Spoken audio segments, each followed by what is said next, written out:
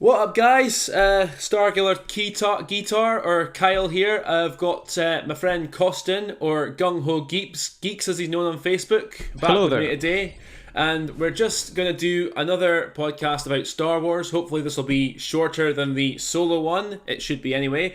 And we're just going to talk a bit about the solo box office a bit more, because we touched on it a bit in the solo review. We're also going to talk a bit about the whole thing going on with Marie Tran right now, having come off social media, and also Kathleen Kennedy's future a little bit more, and who has been rumoured to succeed her should she go. I'd like to stress that is only a rumour, but we will get to that a little later on. So let's get cracking with the where we're at. We're going to start talking about the Solo box office. The news coming in that Solo is going to be potentially the first Star Wars film out to lose money.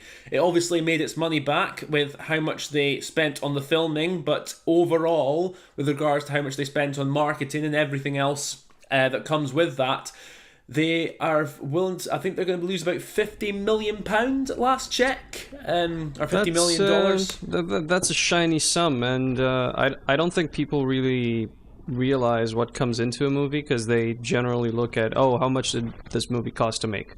Well, it was $100 million. Yeah, but then you have the press conferences and the marketing and all the materials that get put into it, and then all the other, presentations and stuff. Yeah. And that also adds to it. It's not much that it adds, but people tend to lose sight of that. And there's also the issue of, like people said, The Last Jedi did what, $1.3 billion or something? Yeah. Well, 1.3 billion. Yeah, you see, people seem to miss out on the fact that not all that money made it back to Disney. Yes, because that's how the economy works, and Disney only got a percentage of that. So imagine how it would be quite a large percentage considering they own. It is. I'm not saying that, but imagine from the feeble amount Solo brought in, not even all of that is going into Disney's coffers. Yeah. That's where I'm thinking they should be extremely worried. I know there's been the excuse going around of fatigue and fuck off, all that, but yeah, fuck off with that. The Last Jedi Honestly, is the biggest stabbing for Solo, and the backlash from that and how that's gone about. That is the reason why Solo is struggling as it is, because I stand by my point that I think Solo would have made its money back in either opening weekend or a few days after opening weekend, at least. No doubt about that. If episode 8 had been good, even though I know a lot of folk didn't want a Han Solo movie, I understand that comes into the equation as well. But a lot of it is really just how The Last Jedi has gone down. I have over the past few months seen a tendency of people turning around on it in higher numbers than I thought. Just from running around the groups. And again, you have to stress that this is the more hardcore audience we're talking about, that actively hated it and then did not go to see it. But also going out of that, there are a ton of casual fans, and I've run into, it can be anecdotal, but you can extrapolate from that. I have a lot of people at work, for example, who liked The Last Jedi and who were planning to see Solo with their children, because they have small kids and, they're trying to bring them into the Star Wars fandom. And they just completely forgot about it. And this is not just one or two people, it's dozens. Yeah. So that was surprising for me, because I came to work after I saw it, and I'm like, so did you guys see it? And everybody was like, see what? And I'm like, Solo, come on. It just came out 2 days ago. Yeah, that came out 2 days ago? Really? It came out? What year is this? Yeah, I think a lot of that comes down to the fact that it's released so close to Infinity War and Deadpool 2 as well. That can have... which is kind of, but at the same time, you'd think Star Wars would be the biggest. It should have been the biggest IP out there, and the fact that this movie at least hasn't made its money back on everything. It's just and the fact for that a Star Wars movie, it's just bizarre. The fact that Deadpool's put into that sort of has me going, because they're really not battling for the same audience. Deadpool is an R-rated movie. Solo's a PG-13 family-friendly shit that's supposed to bring in all the kids. Yeah, because this is like Disney are obviously catering to a younger problem is demographic. The problem is also a lot of those kids' parents would be the franchise fandom, who like the hardcore fans from the early days. So if they're that pissed off by The Last Jedi, they're not going to be wanting to take their kids to see any more of what Disney are shoving down their throats. I agree, and say what you will, like people are going to say, oh, they're the people who hated The Last Jedi and who actually have gone through with the boycott and everything. They're a tiny minority, but they're a tiny minority in a very hardcore fan base that are very vocal about it, and that were always vocal about it. Yeah, I wouldn't. That's the thing. I wouldn't quite go a minority, because they are the majority of them are the main audience that Lucasfilm should be looking to. Like, but they're the main audience. Do we know what the main audience represents at the moment? Do we know that the hardcore audience is the majority anymore, or have we become, a smaller facet of the fandom? I mean, I don't know about majority. I'd say they're the main customers. They're definitely the customers who keep coming back and buy more things than just the movies. I'll say that. And that's another thing you have to take into account as well with how Solo's done is the fact. I mean, because I went to see it and I managed to get in for free, luckily. But I don't feel it's a movie I'm tempted to go back on multiple viewings. Right. And I think. A lot of folk felt that with The Last Jedi as well, unless obviously the drop-off was like 70% from weekend to weekend, right? Yeah, pretty much. I mean, obviously, you'll still have the folk who'll just go along and see it because it's Star Wars and they'll love anything with the Star Wars name attached to it. There's those kind of people out there, and what can you do? Live and let live. That's the things you've just got to take into the equation, really. Yeah, from what I've seen on the groups around Facebook and even on some Twitter communities, at least from the hardcore audience, I'm not going to say boycotters, because not many people are vocal about it. I've never been vocal about not going to see it. I just didn't go. But depends where you look, mate. I've seen plenty of folks saying they're wanting to boycott. Fair enough. But just as an overarching theme, I'd say that up to 30% of the biggest groups that maybe both of us are part of, maybe 30 to 40% have actively avoided Solo, at least in the first week following The Last Jedi. Yeah. So the fatigue thing is, I think, bullshit, because Marvel hasn't been printing money for 10 years, and they've been doing great. Hell, you have series that go for like 6, 7, 8 seasons every year, and people tune in great numbers, and they still, they pull in the millions, they pull in the audience. So the fatigue thing with me in movies and big screen movies, I don't think that can really happen. I'm going to be interested to see what Transformers does over the next 12, 13 movies. It's kind of different with Transformers, because as shite as those movies are, but they seem to get the marketing right for it. Yeah, I have no idea. Because they always how make they their money it. back. And the fact is, I'm not saying this is a fatigue thing at all. They release them a few years apart, how Star Wars used to be. I mean, the movies are still absolute dog shit, but they still release it at a certain amount of time. They do enough to get the audiences in, and then and then they fucked off feeling like absolute crap, but yet they've still got their money from it. So it's weird. I mean, I've not paid to see a Transformers movie since Transformers 3, I think, and I didn't like that one at all. So I don't even think I got to 3. I think I only saw the first 2. Oh, I hated 2. I absolutely hated 2. Yeah, I think I hated it too. The first one I don't think I saw in the cinema, but I did see it. I didn't like it that much, but But anyway, that's Transformers. Let's. Well, just drawing a comparison for the fatigue. Yeah. It's gonna be interesting. And also like a lot of the, because a lot of the stuff comes from the political stuff they're pushing as well. And I saw a really interesting video, which I'll put in the link in the description from a guy called BOOFIRE 191, I think. I'll put it in the description, where he says there's a thing between fans of the franchise and fans of the brand, and he did a good comparison between Marvel Comics and Star Wars right now, is how the social justice, progressive politics has integrated themselves into both. Right. And how, obviously the core audiences of both have been really pissed off by that, because they're feeling like they're not getting good stories, they're not getting good characters, they're just getting a political message shoved down their throats, a one-sided political message shoved down their throats. And that's the problem with Star Wars right now. So there's a lot of comparisons you can make between the two.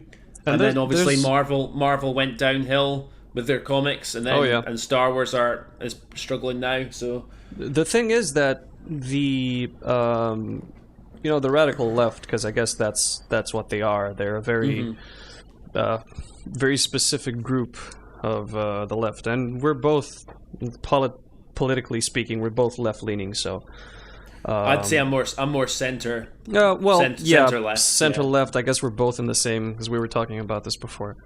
Yeah. But the thing is that if there's any right leaning folk in the comments or listening to this, don't take any offense. That's fine. Please. No, I mean, this is just where we fall on the spectrum. That's not a dig at the other side or anything. But the thing is that even as like center left or even lefty, like full on lefty people, the SJW and the radical side are such a tiny minority, but they're so fucking vocal. And people are pandering to them because they see them everywhere and they get attention. And you had people like Anita Sarkeesian reaching all the way up to the UN and holding talks there with Zoe Quinn, I think it was. And so they're like, oh, this is a social movement that's gaining traction, and we should, we should bank on this. But the thing is that, as you were saying, Marvel did the social justice arc for the characters, and they were poorly written, because comics as a whole, I'm not going to stress, jump over this. Comics are kind of poorly written as a rule at the moment. There's very few truly good ones to pull you in a series. There are distribution issues with stores having to order certain amounts to get extra covers and stuff like that. So there are many, many, many, many issues. And the thing that tipped it over the edge was this. So this was not necessarily the main issue, but it was the most visible one, because the people harping about it were so visible. So this is the thing that people honed in on and tried to blame for it all. It's by no means the only thing affecting the state of Marvel Comics these days. It's because, but it is really in your face. Yeah, but that's the thing, is the in-your-face thing is because it's targeting a certain audience who the main customers are not that certain audience. The audience is so tiny. Most of their books failed. Like Iceman failed. America was taken off. The Hawkeye thing was gone. Moon Girl as well was selling like abysmally. Squirrel Girl, they were secondary. True, they were secondary characters that weren't aiming for high numbers, but they weren't even making their money back.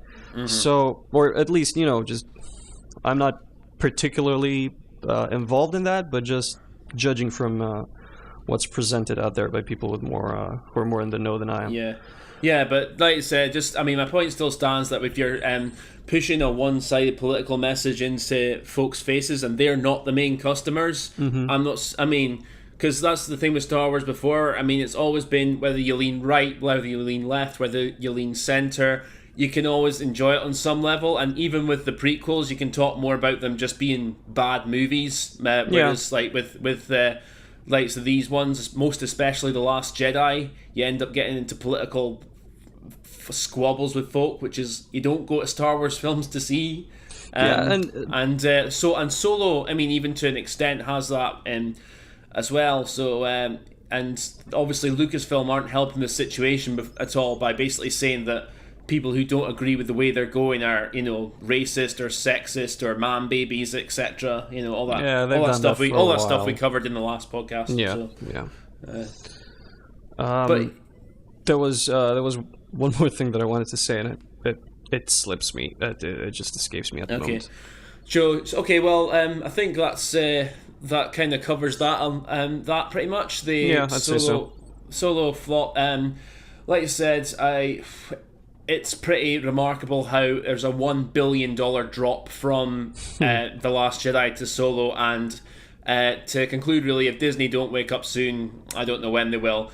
But yeah, let's move on to the next topic of conversation, which is something which has brought around some controversy and also he says some controversy, and also puts a portion of this fan base, a very small portion granted, in a really bad light, which has made some people feel like they've all been painted with the same brush, given a section of Star Wars fans' history, with regards to the fact that Kelly Marie Tran, the actress who played the brilliant Rose Tico in Star Wars The Last Jedi... all right, you need to quote-unquote that, because people are going to think we liked... Like, here's a disclaimer. Rose is my favourite character, man. You dream about her all the time, don't you?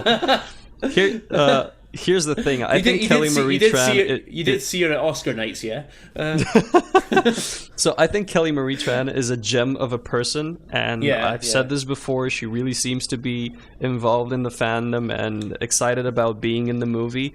And she got dealt a shit hand, like the shittiest hand possible. Yeah, absolutely. The difference is that we can differentiate between the actor and the character. So, but there are, as history has shown, there are a section of so-called fans who can't. And we can go back as far as Jake Lloyd, Hayden Christensen, Ahmed Best, who else has got Daisy Ridley to some extent, and now Kelly Marie Tran. I'm sure I've forgotten somebody there, because there was somebody else who got some shit. I can't remember who it is now.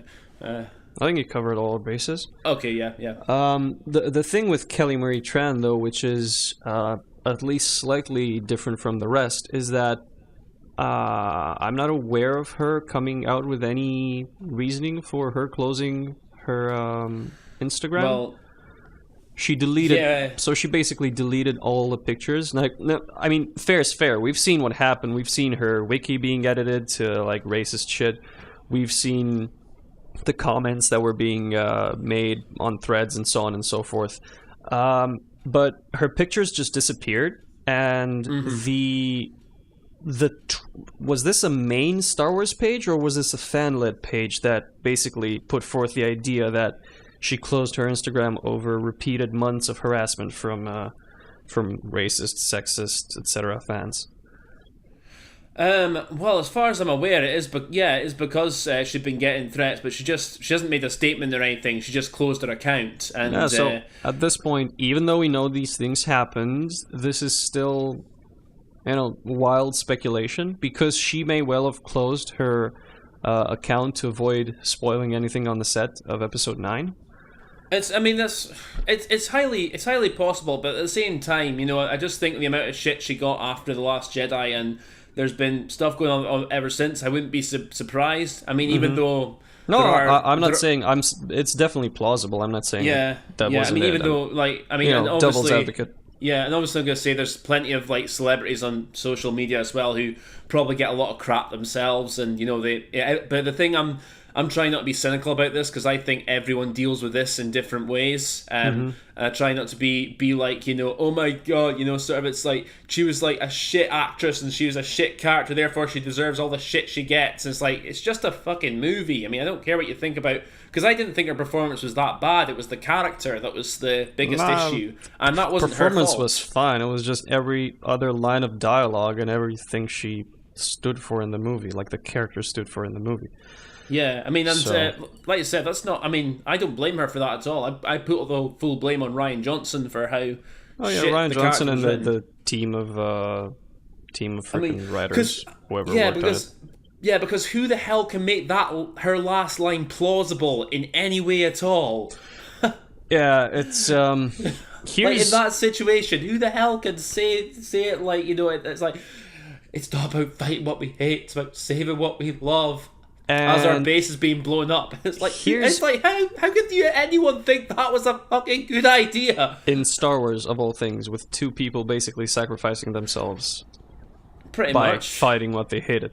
Anyway, I'm gonna go off that last line on a bit of a rant, and this is something that I think maybe we're gonna disagree a bit on. Because I think we both agree on the fact that bullying is bad and this sort of abuse shouldn't happen. You should be able to differentiate between the artist and the art, and people should basically get a life if they do this, right? Yes. Like, this is basically where we're at. All right. Now, if we're supposed to not fight what we hate, but save what we love, why the fuck are we giving all of this, quote unquote, torrent of hate so much attention? Because, correct me if I'm wrong, and we've been on the internet for many years now, and I'm pretty sure we've both trolled in our life, and we've both tried to elicit a response. Hard to resist at times, but so the main thing you're trying to do when you're being insulting, when you're trolling, when you're just digging for a response, is get something, get feedback, get a clap back, get a spotlight shown on you. And this is what these people are getting. I don't see the fact that this is blowing up everywhere and, it's drawing attention to, this is what people go through and this is what happens. Yeah, I know this is what happens. Everybody who's been on the internet for more than a year knows that this is happening, especially on social media. So the fact that they're saying that every outlet out there, or every other outlet out there, is saying she left because of these people, is only going to put fuel on the fire. It happened with Lloyd, it happened with Christensen, it happened with Ridley, it's happening with Kelly Marie Tran, and people are still doing it. They're making a big deal out of it, and I don't think that's the healthy way to go about it. Like, this is just, my view of things. We should not give these people the time of day. Fuck them. Ignore them. Well, eventually... It's the internet, though, mate. I mean, I don't know. I personally think that, on some level, these bastards need to be called out. I know what you're saying, though. Don't give them... It's like giving Katie Hopkins attention in some ways. It's like, why should you give these arseholes attention? But, it's the internet. And I just frankly think, these... I mean, and also with Star Wars fans as well, you can't say they don't have a history. That's just... not all of them. Not all of them. I like to stress that. There's a lot of most Star Wars fans I meet in my lifetime are perfectly decent people. Yeah, look at us. Yeah. I mean, you're all right. Sometimes, at least on the podcasts. Behind the scenes is where I really show my true colors. Yeah, sorry, go on. Save that for the DMs. But yeah, as I was saying, just because it's like there's a portion of them that have just been arseholes. I mean, the shit Jake Lloyd got, and look where he is now. And,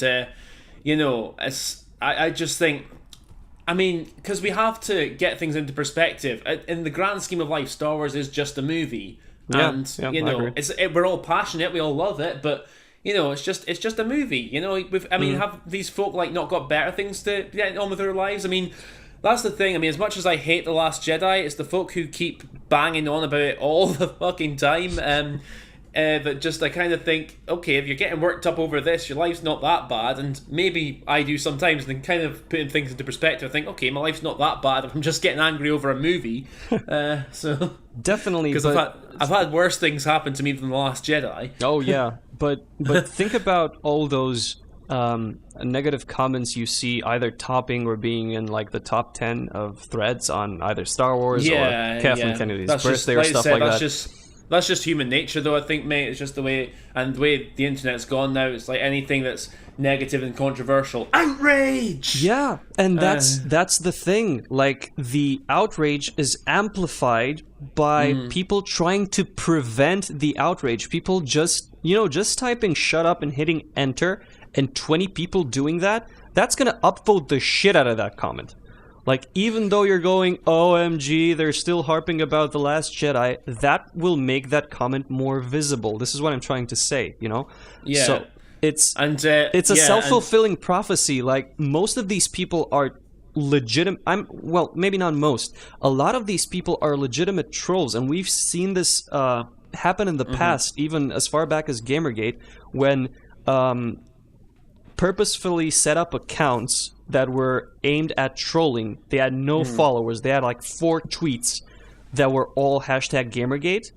Were lumped together with the rest and were sold as this giant conspiracy by a big part of the population to harass these people.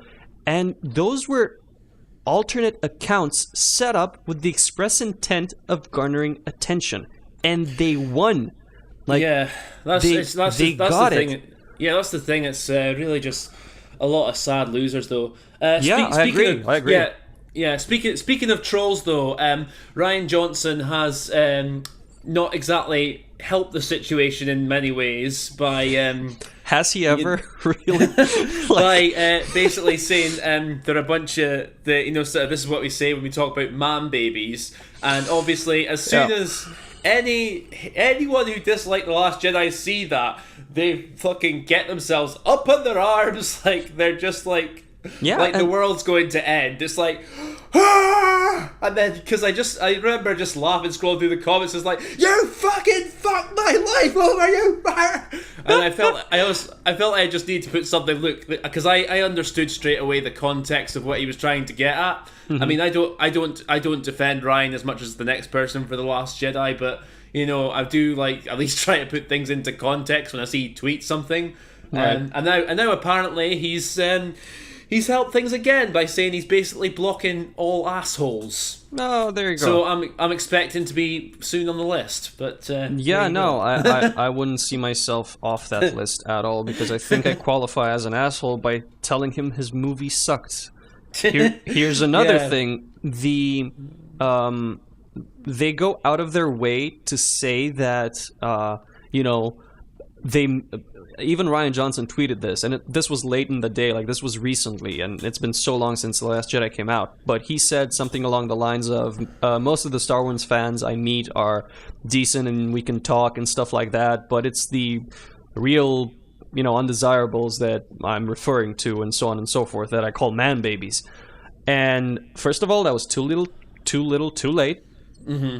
And the real killer for me with the man babies thing is when he posted a picture of some like child kind of thing. It's some baby and a man's head cropped on it, and it's like sucking out of a milk carton or something. Oh yeah.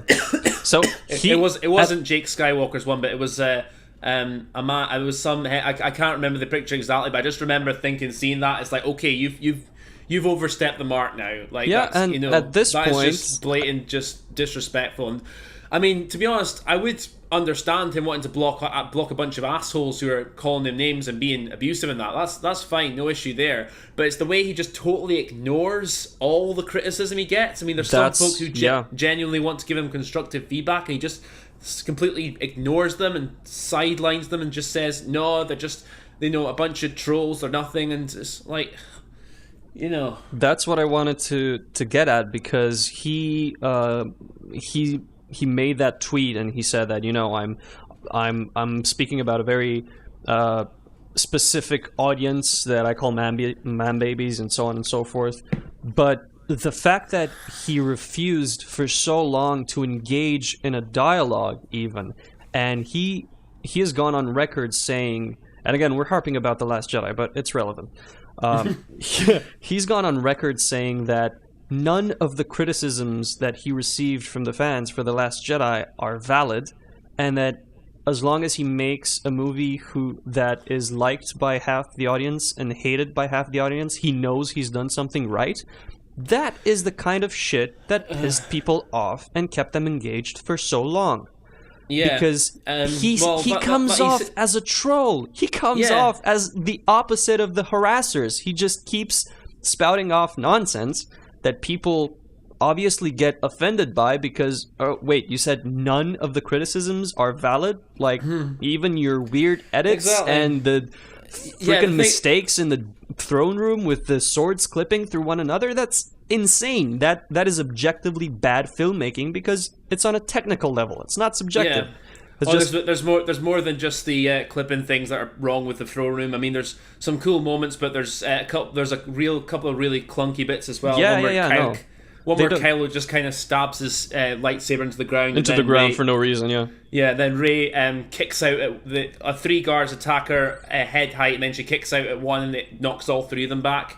Yeah, and they just shuffle off weirdly off camera. Yeah, I know. That's besides of what I'm trying to get at here. What I'm trying to say is that he said that stuff back in 2003, though, that he wants to create movies where like half the audience like it and half the audience are thinking this is the worst movie I've ever seen. Yeah, so he's done. And that was before Brick, which I thought Brick was actually probably his best movie, but I know there's a lot of folk who didn't like it, and in some ways I understand. But because just how it's shot and how it's made. But it is, I mean, I thought it was a pretty decent movie, and showed at one point he is actually capable of writing a story with at least a kind of coherent through line. Right. And then since then it's kind of not been the case. But I mean, I've not seen Brothers Bloom, so I can't judge that film. But but the fact he said that Looper was shit, so back in 2003, and now, and then with The Last Jedi itself, you'd think, this is made by a troll. This was made by someone who hated what he's left with Force Awakens. Yeah, this was made with that specific intent in mind, and it kind of showed. Like, there's really no going around that. Like, dude, you said this is what you're aiming at, and you have it staring you in the face. Mm-hmm. And then you're going to say, oh, but no criticisms are valid. And, yeah, of course they're not fucking valid, because this is what you wanted. Like, you got your prize. Pretty much. And the fact he's Kathy's bitch as well, and basically go along with their politics. That, Yeah. The more controversial thing that I'm probably going to... that would probably get anyone a little hate for is that going further than not giving these trolls a time of day as a news outlet, I feel that I hope this is correct, because I haven't really looked into Instagram specifically, but at least most of the major social media platforms out there, you can go on and block just most of, if not all of, the people who disturb your peace. Yeah, Twitter. You can do that with Instagram as well. So. Well, Twitter uses block bots at this point. Yeah. Like, so if you follow a certain person and then there's a person who doesn't like that person, the latter can use a block bot who blocks all of the followers of the person that they don't like. Like, that is an efficient way to fucking block, my man. Yeah, because people would say, oh yeah, but you have to wait and like sift through them and go for each one and block them. No, you can legit use block bots and block thousands of people at the same time. And going further than that, the more public you become, the more hate you will attract, whether it's warranted or unwarranted. Yeah, and I think that's a sad fact of life. It will not go away no matter what you do to it. Even if you ignore them, even if you drag them through the mud, they will still be there. So the most sane thing you can do, and I've done it recently, like after getting more involved, I admin a group of 65,000 members now on Facebook. It's unrelated to Star Wars, but... and I've started actively blocking more people because I just can't deal with the shit anymore. Like, I'd rather, cater... Well, that's the thing. Like, I'm the same with like Twitter. If anyone's like, insults me or says anything, I'm just like, delete, block, and I'll never hear from them again. I don't really there you go. care. I mean, unless it's like a mate I'm just having a laugh with. But if it's someone I don't know, then I'm not gonna waste my time with them. But my thoughts are right now just. Leave her. Well, because we all deal with that kind of stuff in different ways. So I'm just thinking, just leave her alone. And I acknowledge that. leave Kelly alone. Let her get on with her life. And again, this is my outlook, my personal outlook, having been through some serious shit in primary school and high school myself. Oh yeah, I've been through some shit myself. But yeah, this is what I personally have learned from that experience. People can deal with it in different ways, and the main thing you should go by is not everything should be for everyone. As I've said before in an article on GungHoGeeks.com, there's the plug. But just mainly it's like do unto others, man. Because you wouldn't want people doing that to you unless you're a friggin' masochist, I guess. Yeah. Gung-Ho Geeks is in the description below, by the way, guys. Yay. Don't worry, I'll put it in. Getting exposure, yeah. But so this is just my personal outlook. This is what I do. This is how I deal with it. Obviously, I'm not as public a person as others, but I get in touch with a lot of people. And recently, I've started realizing that the easiest and sanest way for me to deal with this is just block people. Like if you're being an idiot and you are actively trying, like I can deal with trolls because they can turn around, but if you're actively going for the hate and the insults and just keep hammering on, I'm not even gonna fucking bother anymore. What do you think of this thing? People are suggesting that it's a conspiracy by Disney to distract attention from Solo flopping. I'm not one for conspiracies. Same. Like I can see, I try and stay clear of them unless I have factual evidence that there is one going on. But I can see why it's being brought up as good timing, and stuff like that. But I mean that kind of stuff I really do think is just haters. Just just going off. You can. I can understand why the thinking is there. But if you think about it and follow their line of reasoning, it makes sense. But I don't want to say no sane person because maybe some of them are listening. But no person worth their facts is going to jump there. Like they're maybe going to think about it, entertain it for a few. They're going to go, all right, Disney's not that honest when it comes to their dealings, and they're not that great with the fans. They never have been. Well, with the fact PR stuff with the fans, you can say it's mostly Lucasfilm though. It's not because when Disney do have a history as well. Not so much the PR stuff with their fans, but just how cynical they can be. The stuff they put out. They're a faceless corporation in the end, and they have to make their money, pay their shareholders. That's their number one goal. But just doing this we live in a shit world. It could happen, but I'm not gonna have it in my top 3 reasons why this happened even. So no, I'm the same. I'm not gonna get into a conspiracy about that unless there's actual facts come out, which will we see? Because it's Disney. I don't know, but I'm at the point now where I just think people should leave Kelly alone, let her get on with her life, and she's gonna be left alone. You know how long she's gonna be left alone? Until she goes into the public promoting tour for episode 9, and that's when she's gonna be asked about this, and when it's all gonna come back around into the public eye, because it's sort of dying down now, exactly. Like after 2 weeks. Yeah, exactly. Actually, we'll probably touch on that a little bit. Actually, the episode 9 leak that Rose could potentially be playing a fairly significant part in it.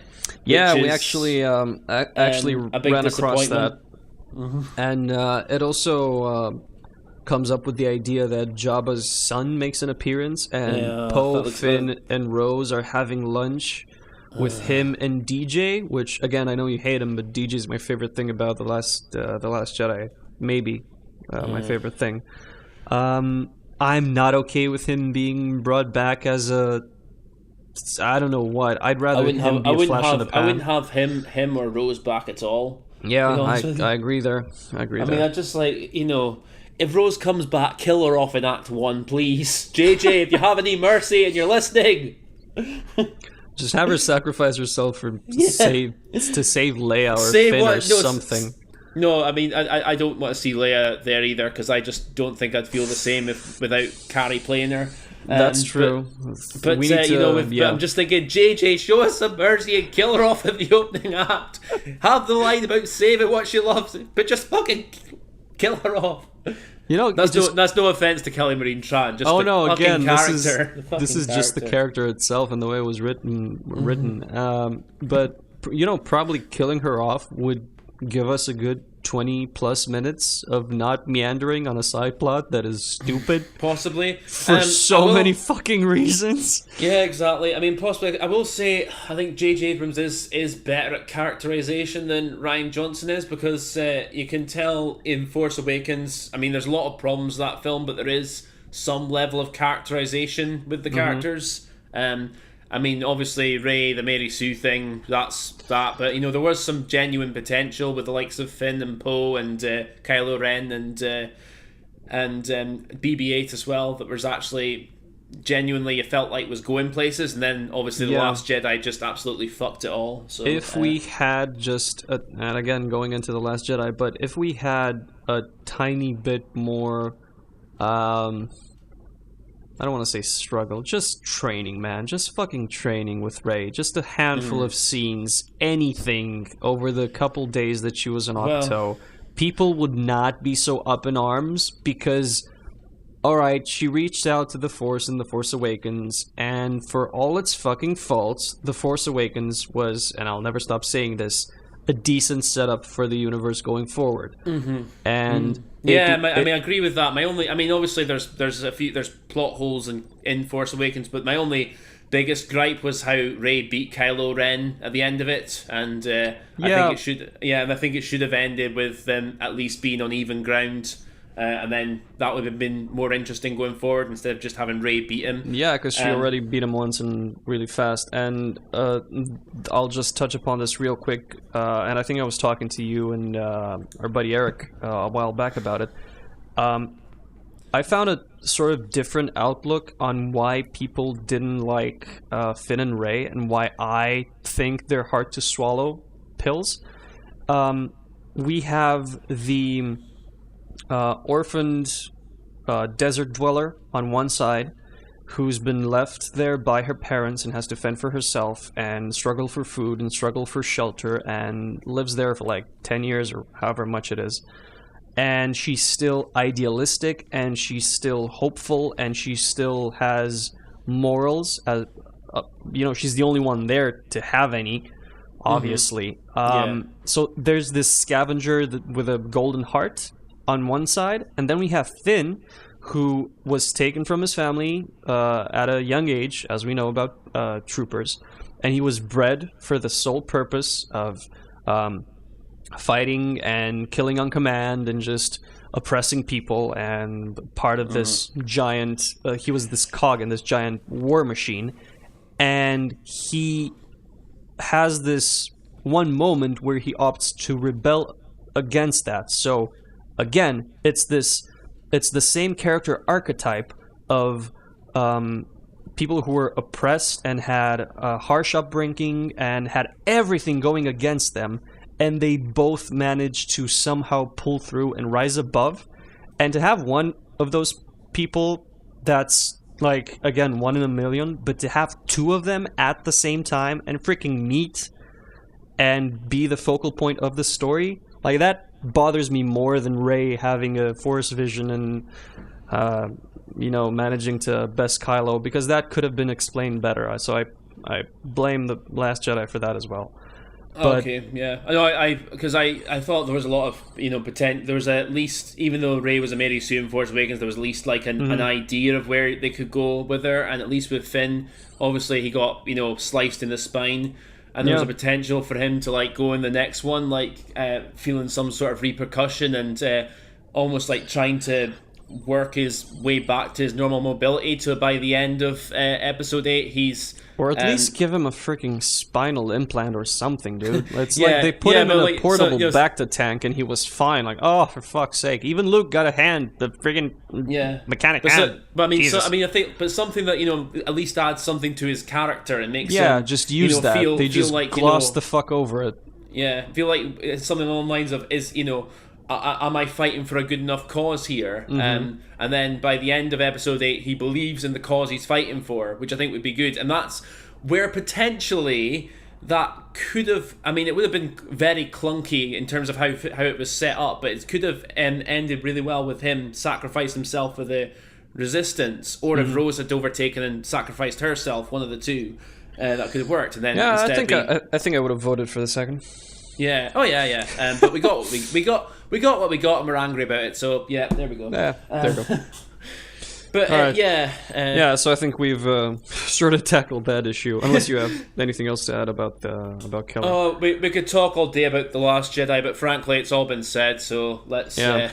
I thought the going back to The Force Awakens was a fresh take on it because people barely ever talk about it anymore, and I just had the idea recently. Oh yeah, no. When it gets talked about now, it's just being put in the same bracket, which is a shame because I can enjoy it more than the prequels, but it's just The Last Jedi's just sunk it a great deal. Yeah. But anyway, I think we'll just go on to our last topic, which is basically the whole thing probably going back to giving attention to the negative outputters, whatever you call them. The rumour that Kathleen Kennedy is to step down from Lucasfilm, and we'd like to stress that this is only a rumour. We don't have any factual evidence that this is happening anytime soon, so don't get too excited. But and the rumour that might be the case, but even worryingly, there is potential for the Lucasfilm vice president and storyboard head Kyra Hart to take over. And from what I've read about her, she's more of a feminist and left-wing progressive, one might say, than Kathleen Kennedy is. So, even if Kennedy goes, I don't think there's going to be a serious change straight away. It'll be... No, I think people were pushing for Dave Filoni, but I think he was a pipe dream. Because I think that's the thing with Filoni. I think he could do the creative side of things, but to actually be president of Lucasfilm, there's a lot more.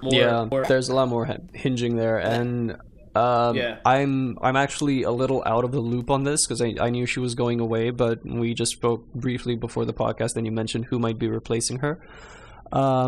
Just going off what you said, my thought process is, well, Kathleen Kennedy approved these, creative choices that we got in both Force Awakens as well as The Last Jedi, and bits and pieces of, I guess, Rogue One and Solo, but not that much. But this was the head of the storyboard team who had to, lead the team into coming up with these ideas in the first place.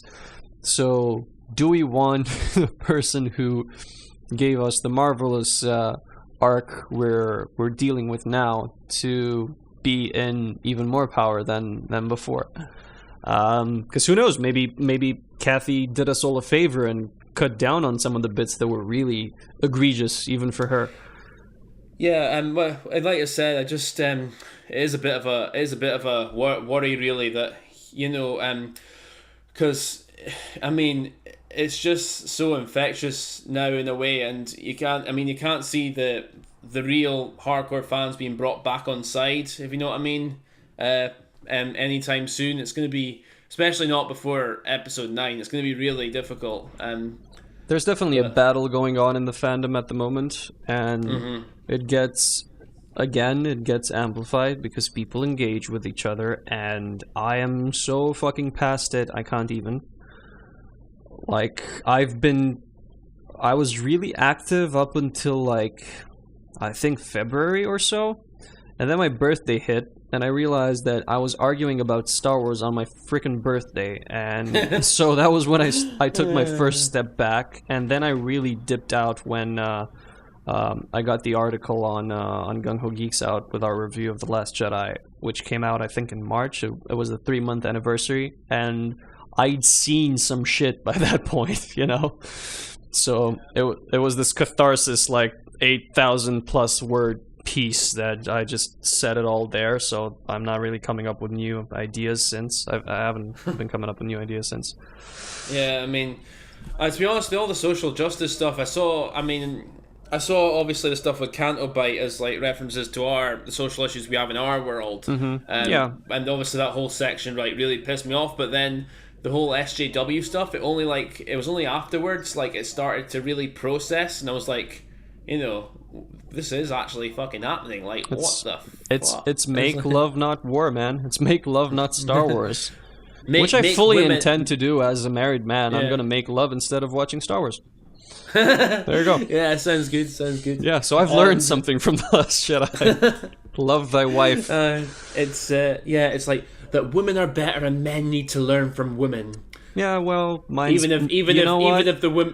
if the women get more people killed. You know what? My woman is so much better than theirs.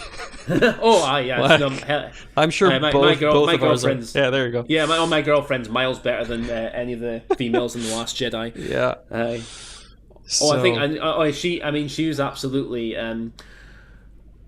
She was like almost as pissed off with Rose and Holdo and Rey as I am. So Yeah, my wife's not even that excited about seeing Solo because I saw it without her, just to save her a potential catastrophe, disaster, disappointment. Yeah, so now I'm trying to get her. I'm like, no, come on, we'll go on a discount day. We're not gonna have to pay as much.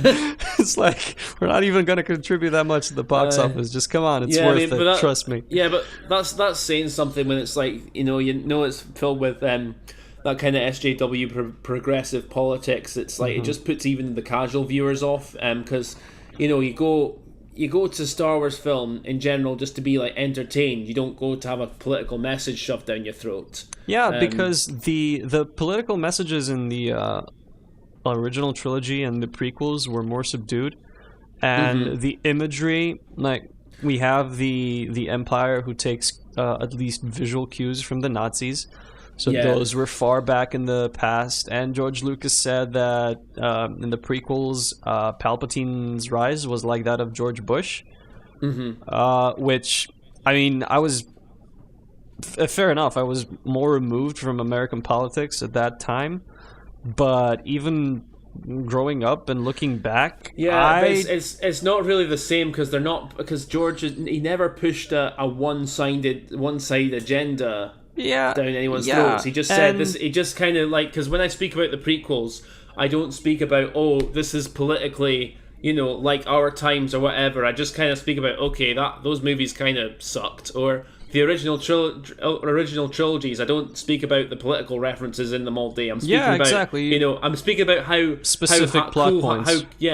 Specific plot points, or how cool Han Solo is, or how awesome Luke Skywalker is, how Darth Vader's probably the most well-rounded character in history, perhaps. I'm speaking about those things, but these ones, I'm speaking about how bad the plot is, how bad the characters are, and how badly pushed the political messages are. Yeah. Because, and even going back to George's take on Palpatine being George Bush, or W, I guess. I never thought that. Honestly, I think he said that. He said that. But I mean, watching Revenge of the Sith, I never really thought that. I just thought it was kind of... For fuck's sake, Palpatine is this brilliant political mastermind, and W is, he's minimally exceptional. Let's put it that way. So, I'm sorry. I'm nobody will make that connection unless you try to, outline it. Whereas today, everybody made the fucking connections. It's like, I see. I mean, that's the thing of the outline. I can't see what George was going for. Like, this republic that had become so like passionless and driven nuts by bureaucracy that it planted seeds for somebody to take it over, i.e. Palpatine, and then obviously Palpatine took full advantage of that, and you can argue it was clunkily written and started a war, I guess, which they did back then based on various ideals and resources, whatever the hell you want to go by that. I mean, pretty much, but that's the point. Like nowadays I'm just like, I mean, I suppose you could say it's not just The Last Jedi. There have been other films that have done this. Ghostbusters 2016, a good example. I have successfully avoided that. And I plan to do so. I only saw Plinkett's review of it, and and it's like I've seen Plinkett's review, which gave me some laughs, but I'm thinking, never fucking seen that. And, probably for the best. but like you said, it's just like one-sided message pushed down your throat, and it's I think Hollywood you can lean any way they like. That's not my business, but at least put your stories and your characters at your forefront, please. Yeah, no, you can lean whichever the hell way you want, and you can still come up with a great story. And Firefly did that, for example. I thought Firefly did that brilliantly, and it did so in the series, in the movie, and it's doing so in the comics up until the last one, which is a bit But yeah, that's a good way to do a sci-fi. That's enjoyable, that's funny, that has memorable characters, that may have its faults, but I'm a fanboy, so I'm not going to give a fuck. And that is still Joss Whedon, who we know which way he bats these days, and he's a bit of a lunatic. In some respects. That's like, for all the love I had for him, I'm like, Joss, you need to calm down, dude. Like, seriously, driving the Broncos away. Yeah, I haven't really followed him in recent years. So. Don't. It's fine. Okay, I'll take your word for it. Yeah, trust me. But yeah, like I said, with I honestly don't expect Kathleen Kennedy to leave before episode 9. I'll be perfectly honest. And when she does go, I think she will go after episode 9. And when that does happen, I don't expect any immediate changes in philosophy. Because I think that story group, most of them, they need to go as well, and it's very difficult in that situation to get a complete overhaul and just.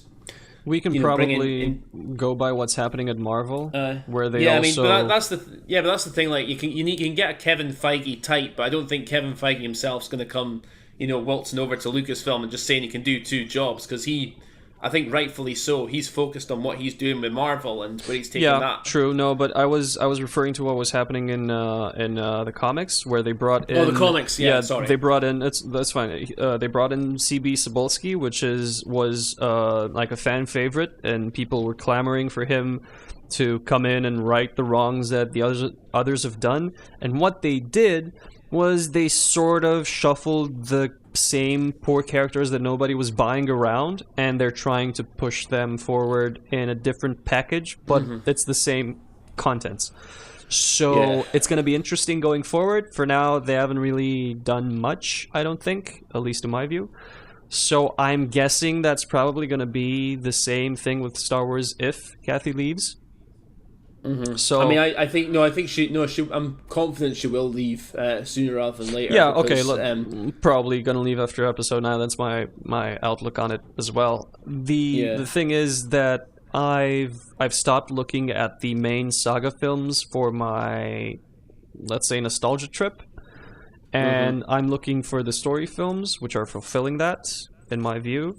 Even if Solo was, I guess, worse than Rogue One, but to me, not by that much.